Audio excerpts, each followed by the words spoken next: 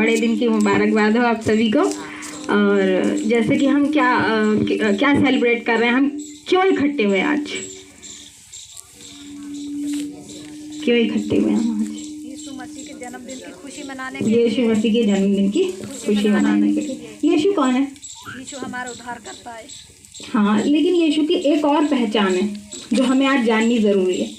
यीशु हाँ हमारे लिए वो उद्धार करता है, लेकिन वो सबसे पहले क्या है? हमारे लिए तो उद्धार करता है, लेकिन हमारे उद्धार करता से पहले वो क्या है? पिता है हमारा परमेश्वर। वो परमेश्वर का प्रिय पुत्र है। क्या है? परमेश्वर का प्रिय पुत्र, इकलौता पुत्र, जिसे परमेश्वर ने हमारे लिए दे दिया ताकि हम अनंत जीवन पाए। यूहन्ना 3:16 में जैसे लिखा है कि परमेश्वर ने जगत से ऐसा प्रेम किया कि उसने अपने इकलौते पुत्र को दे दिया ताकि जो कोई उस पर विश्वास करे वह नाश न हो परंतु अनंत जीवन पाए। क्रिसमस और किसी के बारे में नहीं, बल्कि क्रिसमस सिर्फ और सिर्फ यीशु के बारे में। क्रिसमस किसके बारे में? सिर्फ यीशु के बारे में। यीशु के बारे में क्यों है? क्योंकि यीशु हमारे लिए इस दुनिया में आए हमें पापों से बचाने के लिए। लेकिन यीशु नहीं आ पाते यदि उन्हें पिता नहीं भेजते। पिता का आज्ञा पालन उन्होंने किया और वो हमारे लिए इस धरती पर आ गए। तो सबसे पहले किसने भेजा यीशु को?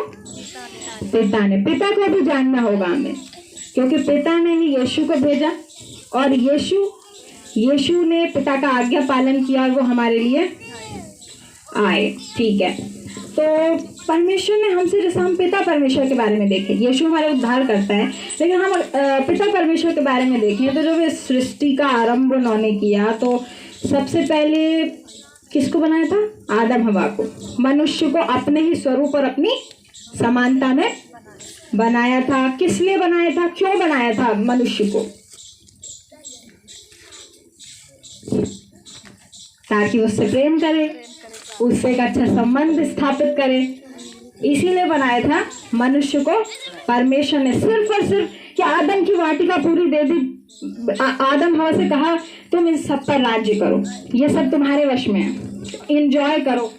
और सबसे खास बात क्या थी? जब ठंडे समय में परमेश्वर उनसे मिलने आते थे तो सबसे खास बात उनके लिए ये थी कि परमेश्वर से संबंध। लेकिन फिर क्या हुआ बाद में? आदम ने और हवा ने पाप किया और वो संबंध पिता परमेश्वर के साथ टूट गया। जो आत्मा परमेश्वर ने हमारे अंदर डाली, हम आत्मा में परमेश्वर के साथ एक हैं, शरीर में नहीं। हमारे अंदर 3 चीजें, जैसे शरीर और प्राण और आत्मा। हमारा जो शरीर है ये हमारा घर है, और प्राण में हमारे जैसे फीलिंग्स आती हैं, जैसे हम कभी दुखी होते हैं, कभी खुश होते हैं, हमारी भावनाएं आती हैं। और आत्मा में जो आत्मा है वो है असली हम। क्योंकि अभी जो हम बोल रहे हैं क्या, मेरा शरीर नहीं बोल रहा, मेरा प्राण नहीं बोल रहा, बल्कि मेरे कौन बोली? आत्मा बोलती है। तो हम क्या है? एक आत्मा है। बल्कि ये जो शरीर है जिसमें हम रह रहे हैं ये हमारा घर है, ठीक है। और हमारी जो प्राण है उससे हम जीवित रहते हैं। ये तीनों जुड़े हुए। तो आत्मा में हम परमेश्वर के साथ, पहले जब परमेश्वर ने आत्मा डाली थी तो क्या पहले तो हम एक थे, यानी जो आदम हवा जब बनाए थे। लेकिन जैसे ही आदम हवा ने पाप किया तो परमेश्वर के साथ उनका कनेक्शन आत्मा से बिल्कुल कट हो गया, हट गया। अब परमेश्वर की और मनुष्य की दूरियां बन गई। अब परमेश्वर का मनुष्य से कोई मेल नहीं। क्यों नहीं मेल? क्योंकि उन्होंने परमेश्वर से नाता तोड़ लिया था, पाप कर लिया था। परमेश्वर तो बहुत प्यार करते हैं आदम हवा से, क्यों तोड़ लिया? उनकी आज्ञा करना चाहिए ना वो, क्योंकि पाप कर लिया। और पाप और परमेश्वर का कोई मेल नहीं। वो परम पवित्र परमेश्वर है, पाप का परमेश्वर से कोई मेल नहीं है, इसलिए दूर हो गया मनुष्य परमेश्वर से। अब जब दूर हुआ धन की वाटिका से निकाल दिया, फिर ऐसे ही पाप बढ़ता गया, मनुष्य अपनी इच्छाओं पर जीने लगा और विवेक के ही माध्यम से मतलब इंसान चलता था। विवेक जो उसका चाहता वो करता, विवेक जो चाहता वो करता। किसी को तो परमेश्वर के बारे में ज्ञान भी नहीं था कि परमेश्वर है कौन, क्योंकि ऐसी दुनिया फैलती गई, पाप में फैलती गई, लेकिन उसे कुछ ज्ञान नहीं था कि असली परमेश्वर है कौन। ऐसे होता था, विवेक जो चाहता था उसका वो करता गया, ऐसे हुआ। फिर उसके बाद परमेश्वर व्यवस्था को लेकर आए यहूदी जाति के लिए। सिर्फ कौन सी जाति के लिए? यहूदी जाति इजराइल में पाई जाती है। इजराइली लोग जो होते हैं वहां पर यहूदी जाति पाई जाती है, और जो यहोवा परमेश्वर है वो केवल किसके लिए थे? यहूदी जाति के लिए। सिर्फ यहूदी जाति के लिए यहोवा परमेश्वर थे। परमेश्वर ने मूसा को व्यवस्था दी, व्यवस्था में उन्होंने सारे अपने नियम और आज्ञाएं लिखी कि यदि इसका पालन करोगे तो ठीक है, वरना तुम्हारे कर्मों पर, यानी व्यवस्था जो थी तुम्हारे कर्मों पर डिपेंड है। यानी जैसा तुम कर्म करोगे वैसा पाओगे, जैसा बुरा करोगे बुरा पाओगे, अच्छा करोगे अच्छा पाओगे। ये आज्ञा नहीं मानी तो ये दंड, नहीं मानी तो हाँ ये दंड, और मानी तो ये आशीष। ये थी व्यवस्था। व्यवस्था में हम ये देखते हैं, और व्यवस्था यदि ना होती तो हम नहीं जानते कि हम पापी हैं। व्यवस्था से हमें ये मालूम पड़ा कि हम पापी हैं, क्योंकि जब तक व्यवस्था नहीं थी तो कोई भी पाप नहीं गिना जाता था, सब अपने विवेक से चलते थे बस। लेकिन जब व्यवस्था आई मूसा के द्वारा तो हमें मालूम पड़ा कि हम पापी हैं, क्योंकि जब हमने एक आज्ञा तोड़ी तो क्या मालूम पड़ा हमें कि हाँ मैंने पाप कर दिया, मैंने ये आज्ञा तोड़ी, मैंने ये नियम नहीं निभाया तो मैंने पाप कर दिया। लेकिन क्या आपने कभी अपने शरीर पर ध्यान दिया है कि हमारा शरीर कितना कमजोर है? क्या वो परमेश्वर की सारी आज्ञाओं को मान पाएगा? कभी नहीं मान पाएगा। हम मनुष्य जो है ना, किससे बनाया हमें परमेश्वर ने? मिट्टी से। लेकिन तब भी हम अपने कर्मों पर इतना गर्व करते हैं कि मैं आज्ञा पालन करूंगा या मैं अच्छे कर्म करूंगा तो परमेश्वर मुझे स्वीकारेंगे। तुम हो क्या चीज? हम और तुम हैं क्या चीज? एक मिट्टी। मैंने अपनी फ्रेंड से कहा कुछ दिन पहले स्कूल में, मैंने कहा ये अगर मैं एक मुट्ठी मिट्टी उठाऊं और मैं तुम्हारे हाथ में दूं, मैं तुम्हें कहूं अच्छा तो इसे बाजार में जाके बेचो, अच्छी कीमत में बेच के आना। अरे जैनिस, इसको तो अगर मैं बेचूंगी तो लोग कहेंगे इसका कोई मोल नहीं, ये मिट्टी, इसे तो मैं ऐसी ले लूंगा कहीं से भी या कहीं से ले लूंगी। क्यों? मिट्टी का कोई मोल नहीं होता ना, लोग नहीं समझते हैं उसको इतनी कीमती चीज। सोना पड़ा होगा तो उसे हम उठा लेंगे, लेकिन मिट्टी का ढेला पड़ा होगा तो नहीं उठाएगा कोई। लेकिन हम किस चीज के बने हुए? हम सोने चांदी या हीरे मोती के बने हुए नहीं, हम किसके बने हुए? मिट्टी के। मिट्टी का कोई मोल नहीं है, मिट्टी कोई चीज नहीं है, लेकिन तब भी खुदा हमसे इतना प्यार करता है। उसकी महानता तो ये है ना, और हम अपने कर्मों पे गर्व करना चाहते हैं कि हम जैसी मिट्टी जैसी चीज, हम अच्छे कर्म करेंगे तो हम परमेश्वर को प्रसन्न करेंगे। परमेश्वर ने प्रेम किया था मनुष्य से, लेकिन मनुष्य नहीं मान पाया आज्ञा, क्योंकि वो कमजोर है और उसका फ्लैश यानी कि जो उसका शरीर है, हम सबका शरीर क्या है? दुर्बल है। हम परमेश्वर की ना ही तो पूर्ण आज्ञाओं को मान पाएंगे कभी, और ना ही अच्छे कर्म के द्वारा हम धार्मिकता अपनी स्थापित कर पाएंगे। तो हम व्यवस्था का थोड़ा परिचय बता रहे हैं आपको। जब मूसा को परमेश्वर ने व्यवस्था के 5 पुस्तक है, उत्पत्ति, निर्गमन, न्याय व्यवस्था, गिनती, व्यवस्था, विवरण। आप पढ़ना बाइबल में पूरी व्यवस्था लिखी हुई है। जैसी गलती करी एकदम दंड, जैसी गलती करी एकदम दंड, जैसी आज्ञा मानी एकदम आशीष। ये थी व्यवस्था। अब मनुष्य तो मनुष्य, मिट्टी तो मिट्टी है, वो नहीं मान पाएगी, वो पूरी आज्ञाओं को नहीं मान पाएगी। और व्यवस्था विवरण 28 की जो आशीषें हैं, क्या सब कोई मान पाया है? नहीं मान पाया सब आज्ञाएं, तो सारी आशीष भी नहीं मिल पाएगी। और देखा मैंने व्यवस्था विवरण 28 में आशीषें कम है और शाप ज्यादा है। उसमें तो पर अपने शरीर पर घमंड कर रहा था कि हाँ प्रभु जो भी तू हमें आगे बताएगा हम मानेंगे, मैं मानूंगा आज्ञा तेरी और मैं तब आशीष पाऊंगा। परमेश्वर ने आदम हवा को आज्ञा तो दी थी, लेकिन उनसे प्रेम भी किया था, और हम अपने शरीर पर डिपेंड होकर उसको प्रसन्न नहीं कर सकते। ठीक है, तो व्यवस्था आप समझ गए ना। व्यवस्था हमारे कर्मों पर निर्भर है कि जैसे कर्म हम करेंगे और वैसा पाएंगे। और व्यवस्था में मैंने जैसे कि अभी आपको पहले बताया था कि विवेक में, जब विवेक के टाइम में, जब शुरुआत में आदम हवा का परमेश्वर से संबंध अलग हो गया था, अब व्यवस्था आई तो व्यवस्था में परमेश्वर से भी मेल नहीं हो पाया, क्योंकि इंसान अपने कर्मों के द्वारा नहीं कर पाया परमेश्वर से मेल। मूसा को परमेश्वर ने एक तंबू बनाने की आज्ञा दी। उस तंबू में 3 प्रकार के स्थान थे, पहला, दूसरा और तीसरा।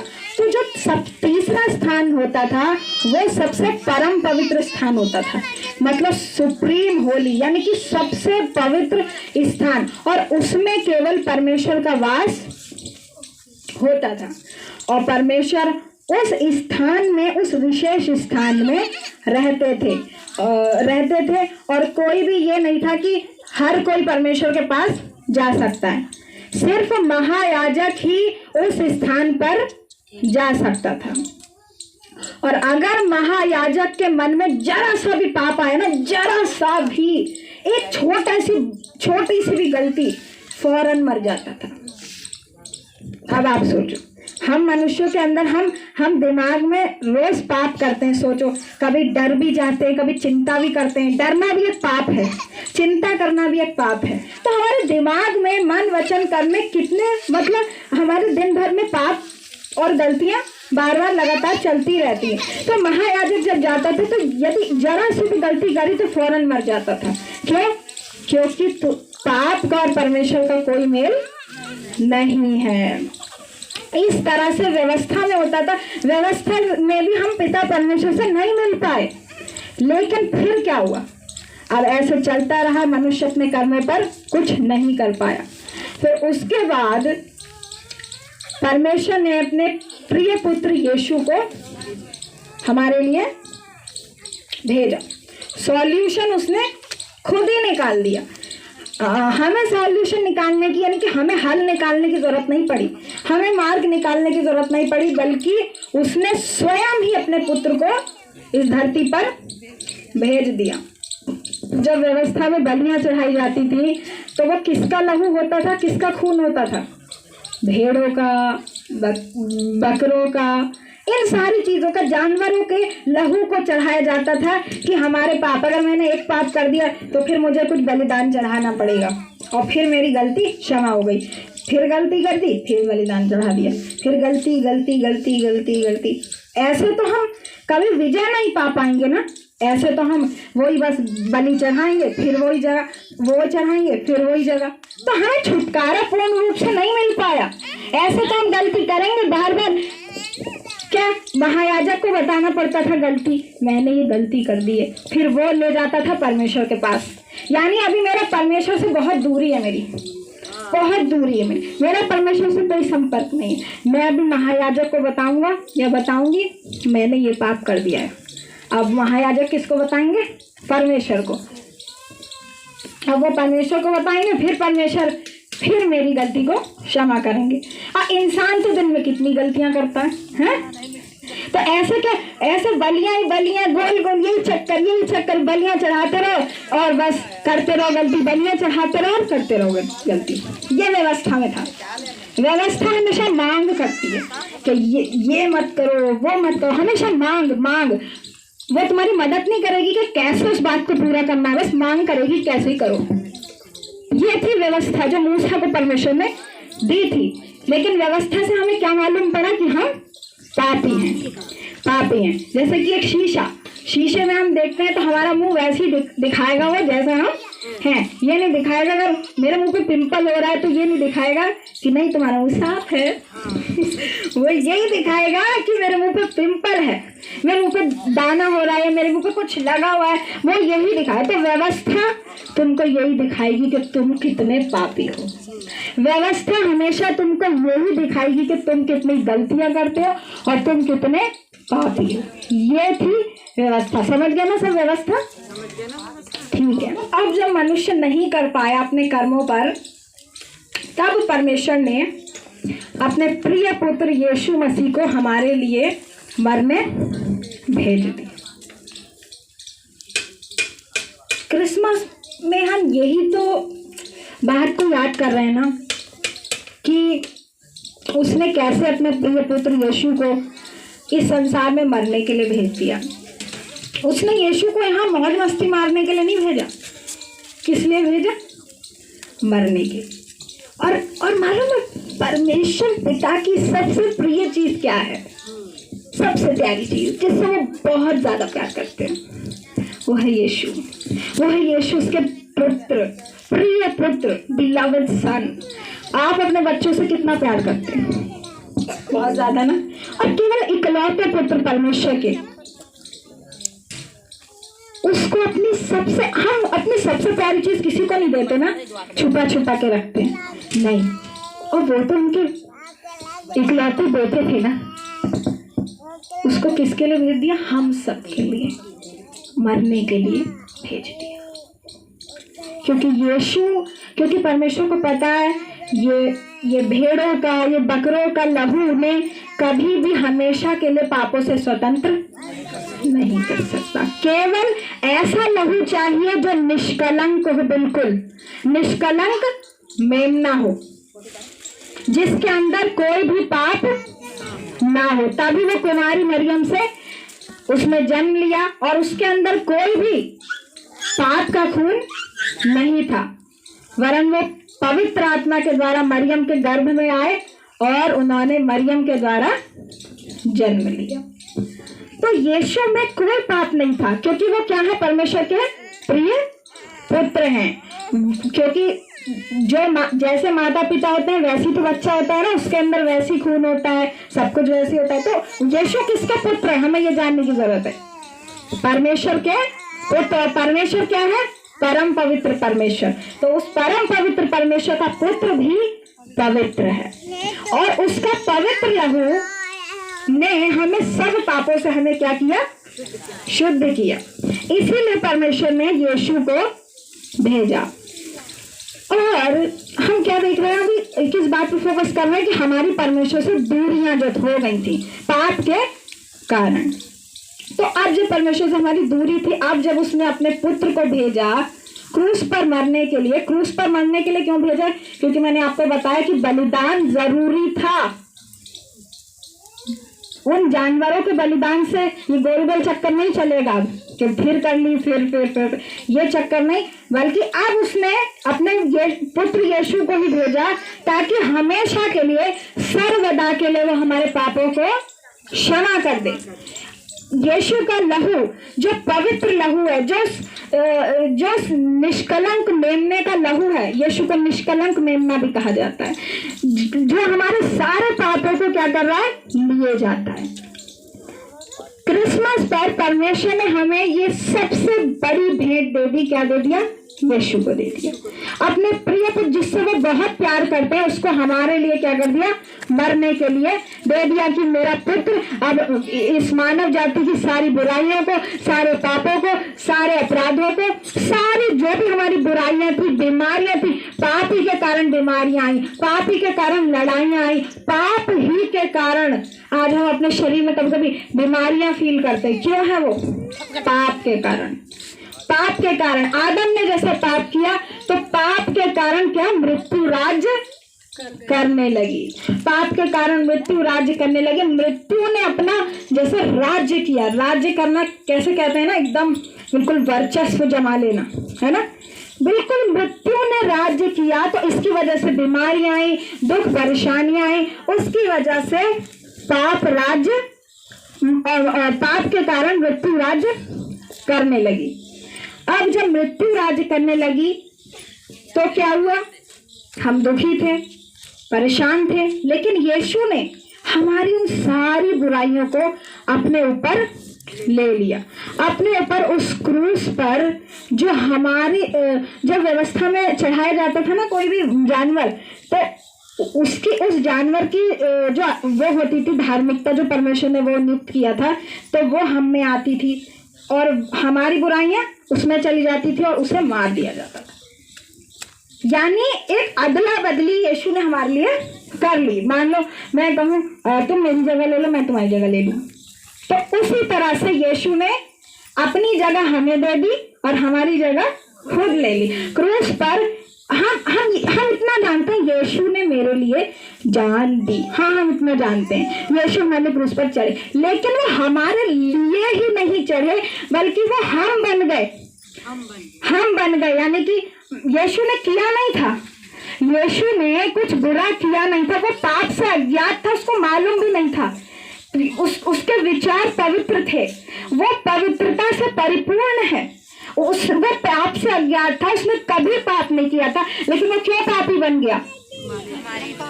क्योंकि वो मैं बन गया, यानी कि मेरी जगह उसने ले ली, इसलिए वो पापी बन गया। उसने मेरे पास सारे पापों को रिसीव कर लिया, उसने मेरी जगह ले ली। तो जब उसने मेरी जगह ले ली और मैंने किसकी जगह ले ली? यीशु की जगह ले ली हालेलुया, आमीन। यीशु की जगह ले ली। कितना बड़ा आनंद की बात है ये मेरे लिए और आपके लिए कि हम वाह, कितना बड़ी अदला बदली है ना, कितनी अच्छी। मैंने यीशु की जगह ले ली। यीशु की जगह लेने का ये मतलब है कि देखो उसने हमसे कितना प्रेम किया।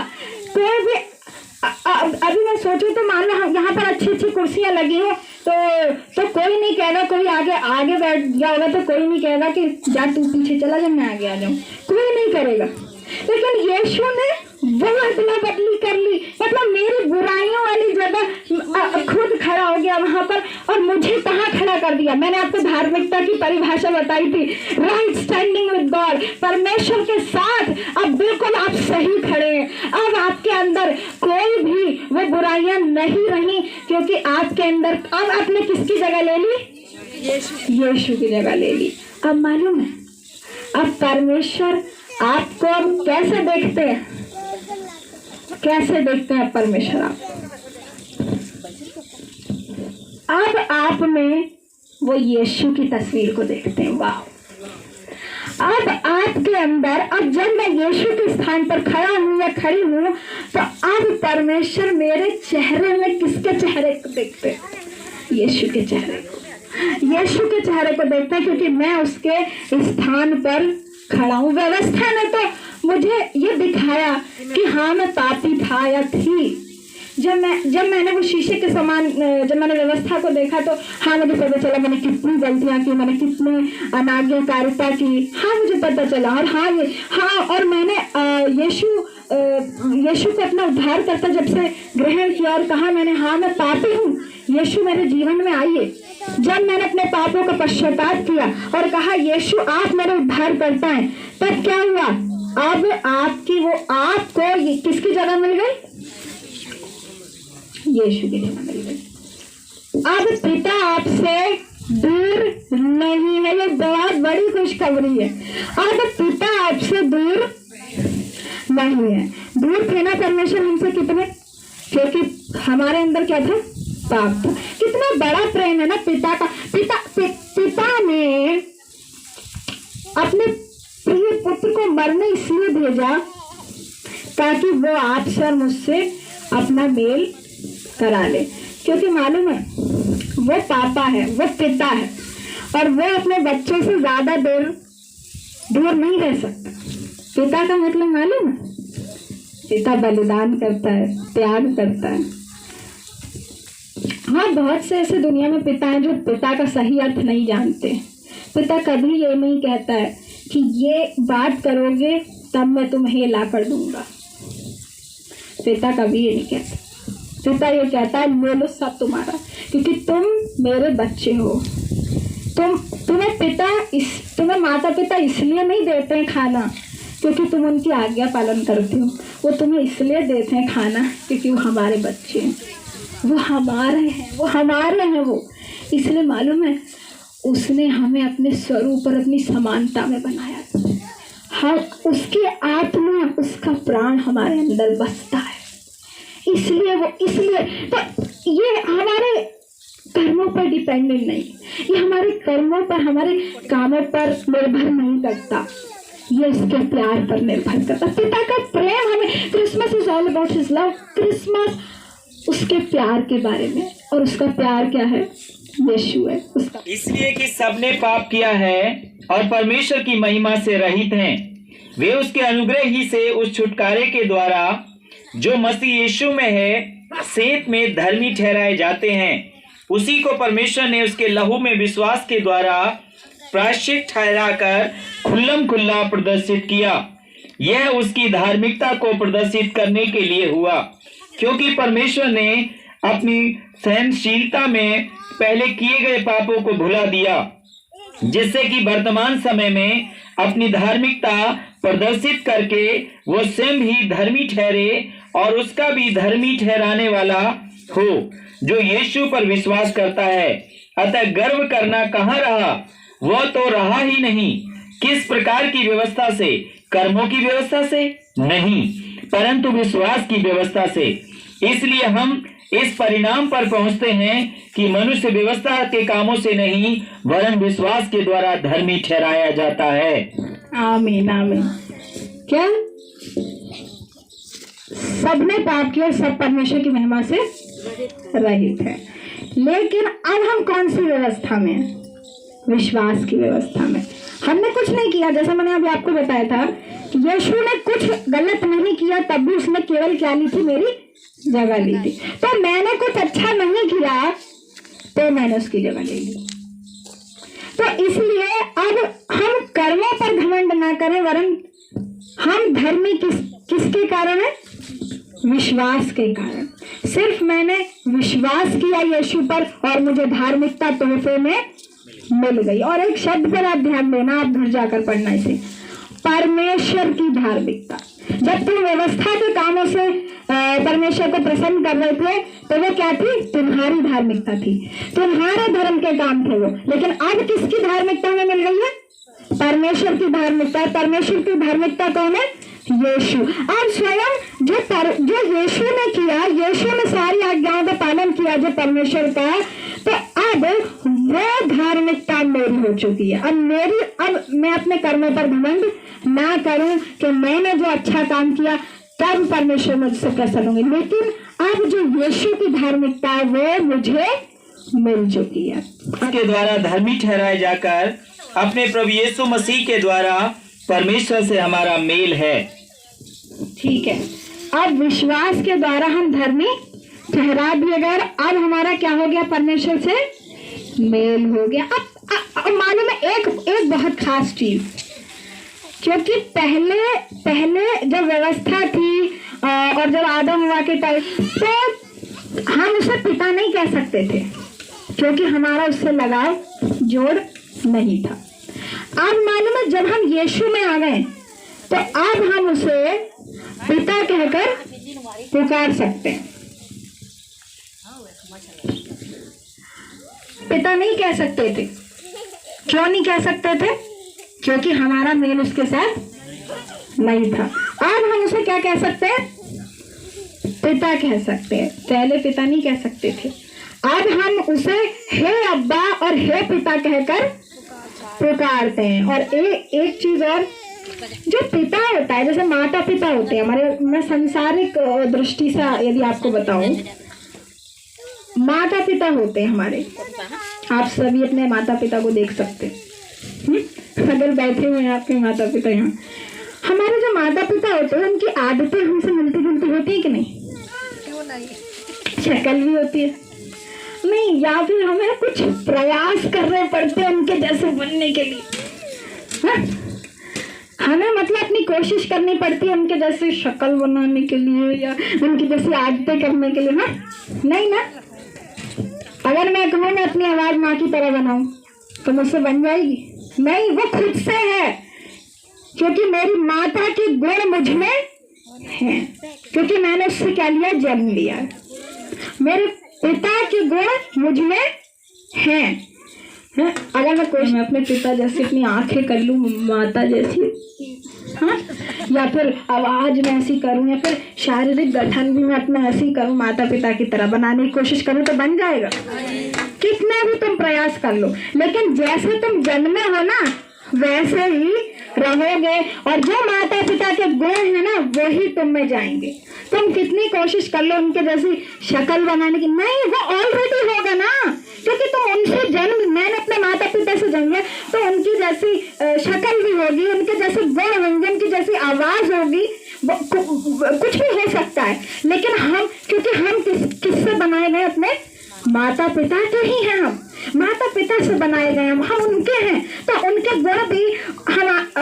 गुण भी हमारे अंदर होंगे। तो जब अब हमने आत्मा से जन्म ले लिया है तो उस पिता परमेश्वर के गुण भी मेरे अंदर है। वाव! मुझे प्रयास नहीं करने, मुझे कोई कोशिश नहीं करनी, कुछ नहीं होगा। कितनी कर लो कोशिश, माता पिता जैसा नहीं बनोगे। जो हो तो हो, ये सच्चाई है। तो अगर मैं कहूँ मैं पिता के समान बनूं जैसे वो पवित्र है, हाँ ठीक है, लेकिन पवित्र तुम अपने कोशिशों से नहीं बनते हो, तुम अपने आज्ञा पालन करने से पवित्र नहीं बनते हो, तुम यीशु के द्वारा पवित्र किए गए। अब जब यीशु में पिता तुमको देखता है तो अब तुम्हारा परमेश्वर से क्या है? मेल हो गया, और जिसके कारण परमेश्वर तुमसे दूर था यानी पाप, अब वो चीज तुमसे बहुत ज्यादा दूर है। वाह! पाप तुमसे अब इतनी दूर है जैसे उदयाचल से लेकर अस्ताचल जितनी दूर है, उस यहोवा परमेश्वर ने उतने ही दूर तुम्हारे और मेरे अपराधों को कर दिया। अब ये मत सोचना पाप हमारे करीब है ना, अब परमेश्वर पिता मेरे करीब है, वो मुझसे प्यार करता है, और अब जो दूर है वो मुझसे कौन है? मेरे पाप। हम जब सोचते रहते हैं मेरे करीब पाप है, मेरे करीब पाप है, तो हम वही करते जाते हैं, लेकिन हम इस बात को नहीं जानते कि परमेश्वर मेरे करीब है। और जब मैंने आत्मा से जन्म लिया है तो मैं आत्मा के अनुसार चलूंगा भी, और पिता के गुण मेरे अंदर पाए भी जाएंगे। और हम एक लास्ट बात करके फिर खत्म करेंगे। अतः जिस प्रकार एक मनुष्य के द्वारा पाप ने जगत में प्रवेश किया तथा पाप के द्वारा मृत्यु ने, उसी प्रकार मृत्यु सब मनुष्यों में फैल गई, क्योंकि सबने पाप किया। क्योंकि व्यवस्था के दिए जाने तक पाप जगत में तो था, परंतु जहाँ व्यवस्था नहीं वहाँ पाप की गणना नहीं होती। तथापि मृत्यु ने आदम से लेकर मूसा तक शासन किया, यहाँ तक कि उन पर भी जिन्होंने आदम पाप नहीं किया था। आदम उसका प्रतीक था जो आने वाला था, परंतु वरदान अपराध के समान नहीं है, क्योंकि जब एक मनुष्य के अपराध के कारण अनेक मर गए, तब उससे कहीं अधिक परमेश्वर का अनुग्रह तथा उस एक मनुष्य यीशु मसीह के अनुग्रह का दान बहुतों को प्रचुरता से मिला। यह दान उस पाप के समान नहीं जो एक मनुष्य के पाप करने के द्वारा आया, क्योंकि एक ही अपराध के कारण न्याय आरंभ हुआ, जिसका प्रतिफल दंड हुआ, परंतु दूसरी ओर अनेक अपराधों के कारण ऐसा वरदान उत्पन्न हुआ जिसका प्रतिफल धर्मी ठहराया जाना हुआ। जब एक ही मनुष्य के अपराध के कारण मृत्यु ने उस एक ही के द्वारा शासन किया, तो इससे बढ़कर वे जो अनुग्रह और धार्मिकता के दान का प्रचुरता से पाते हैं, उस एक ही यीशु मसीह के द्वारा जीवन में राज्य करेंगे। एक आदम के द्वारा, किसके द्वारा? एक आदम के द्वारा क्या फैल गया? पाप फैल गया, और किसने राज्य किया? शैतान ने, मृत्यु ने राज्य किया। लेकिन अनुग्रह के दान की दशा ऐसी नहीं। मालूम है दान का अर्थ क्या होता है?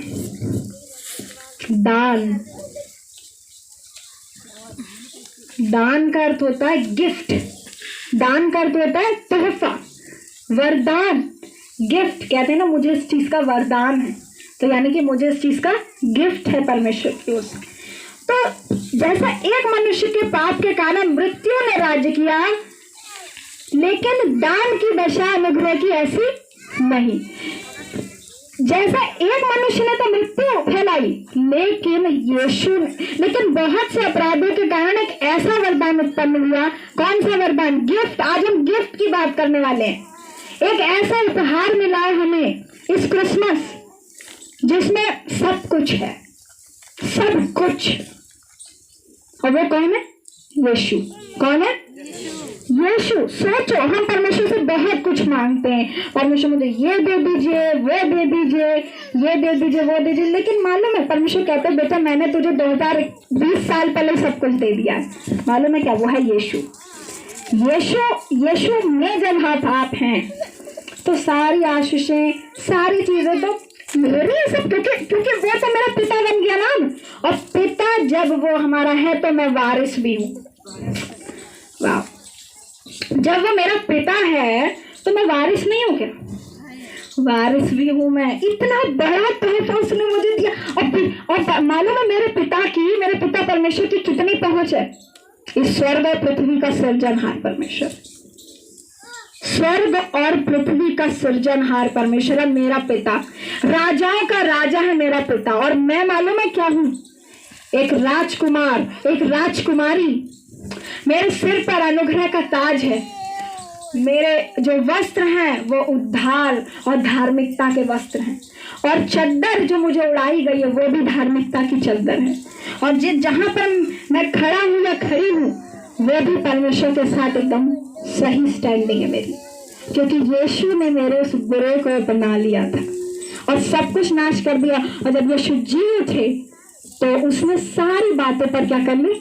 विजय पा ली। तो अनुग्रह ये है परमेश्वर का, प्रेम ये है परमेश्वर का। हम सोचते हैं कि परमेश्वर शायद मुझसे तब प्रेम करेंगे जब मैं कमजोर हूँ, मैं ये नहीं कर पाता या मैं वो नहीं कर पाती, शायद मैं थोड़ा और मजबूत बन जाऊं तब परमेश्वर मुझसे प्रेम करेंगे। लेकिन नहीं, जब हम रोमियो 5:6 में जब हम निर्बल ही थे तभी मसीह भक्तिहीनों के लिए मरा। निर्बल ही थे, जब हम बहुत ताकतवर थे, बहुत धर्मी थे, बहुत आज्ञा का पालन करते थे, तब मसीह हमारे लिए नहीं मरा। जब हम निर्बल थे, जब हम पापी थे, तभी मसीह हमारे लिए मर गया। परमेश्वर अपने प्रेम की भलाई को इस रीति से प्रकट करता है कि जब हम पापी ही थे तभी मसीह हमारे लिए मरा। दुनिया हमको तब प्यार करती है जब हम अच्छे होते हैं उसके साथ। दुनिया के लोग तो ऐसे ही प्यार करेंगे जब हम उसके साथ अच्छे हो। यदि जरा सा भी हमारा बुरा व्यवहार दिखा वो हमसे प्रेम करना छोड़ देते हैं। लेकिन परमेश्वर का प्रेम ऐसा नहीं।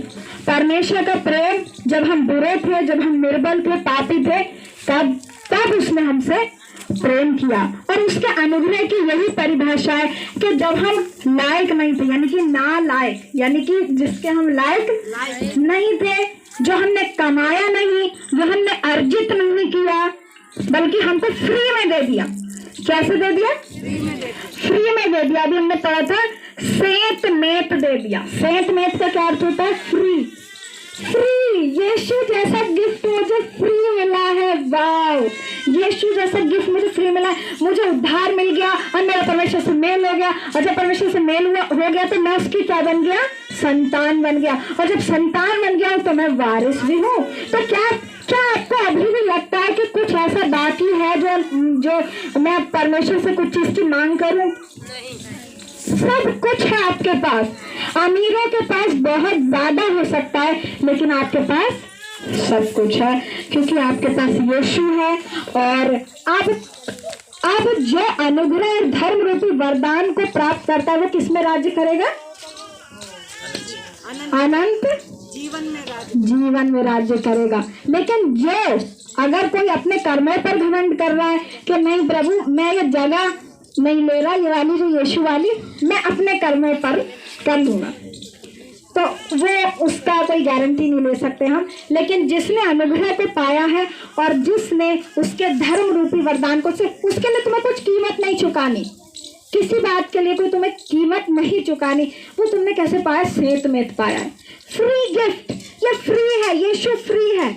यीशु एक फ्री गिफ्ट है जो पिता ने हम सबको दे दिया। केवल यहूदी जाति के लिए नहीं वरन सबके लिए। जब वो स्वर्गदूतों ने चरवाहों को संदेश दिया तो क्या दिया कि मैं तुम्हें बड़े आनंद का सुसमाचार सुनाता हूँ जो सब लोगों के लिए होगा। किसके लिए? सब। कोई भी, हर एक जाति, हर एक भाषा, हर एक कुल, हर एक राष्ट्र, हर एक देश, सब लोगों के लिए होगा कि आज दाऊद के नगर में तुम्हारे लिए उद्धार करता जन्मा, यही मसीह प्रभु है। तो हमें ये गिफ्ट जो है ना, ये सबके लिए। ऐसा होता है ना, कभी कभी कोई हमें छोटा गिफ्ट दे देता है, दूसरे को बड़ा दे देता है, या हमें बड़ा दे देता है, दूसरे को छोटा दे देता है, भेदभाव भी करता है ना। लेकिन परमेश्वर ने हमारे साथ भेदभाव नहीं किया। हम सब की, आप जो यहाँ पर बैठे या मैं, हम सब की समान रूप से हम यीशु के साथ खड़े हैं परमेश्वर के साथ सही खड़े। हम सबकी राइट स्टैंडिंग है एक सी, किसी में भेदभाव नहीं है, हम सबकी एक ही जगह है यीशु में। और परमेश्वर ने यही हमें प्रिय अपने पुत्र को दिया गिफ्ट में, और इसी गिफ्ट में हम आनंदित होते हैं। और हम धन्यवाद देते हैं प्रभु का कि प्रभु ने यह अवसर दिया कि आपके साथ मैंने इस वचन को शेयर किया, साझा किया। क्योंकि जब हम दुआ कर रहे थे और मैंने प्रभु से पूछा कि प्रभु इस साल के लिए तू अपने लोगों को क्या वचन देना चाहता है, तो उसने मुझे एक लाइन बताई, the greatest gift of Jesus, यानी सबसे महान तोहफा यीशु। वो प्रीच करना है तुम्हें, वो बताना है तुम्हें मेरे लोगों को अपने बीच। और फिर मेरा प्लान नहीं था, मेरी योजना नहीं थी आप लोगों के साथ ये साझा करने की, लेकिन किसकी योजना थी?